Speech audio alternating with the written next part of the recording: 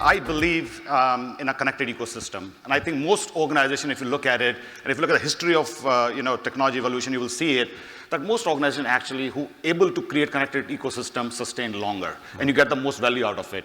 So what we are doing in GSK is bringing in all the individual tools and platforms together to integrate them to create the ecosystem where we are providing the most value and 1 + 1 = 3 rather than individual tracks running on their own. Yeah. And look, I mean, this is not going to be an easy journey because what you're gonna face a lot of issues, you're gonna face a lot of hurdles and so forth. Yeah.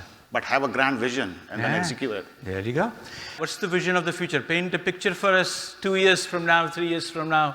What do you say? Yeah, I think I'm pretty sure that like in many of our, if you look at the history, there's a time before silicon and after silicon. There was a life before, iPhone and after iPhone. That's right. I think this is where it's going to be life before generative AI and after generative AI. Yeah. I'm very, very convinced that it will change the roles, it will change the jobs, it will change the business outcome. It will just make us a lot more efficient and faster to get to it. Yeah. Because, look, in pharma industry, I can tell you one thing.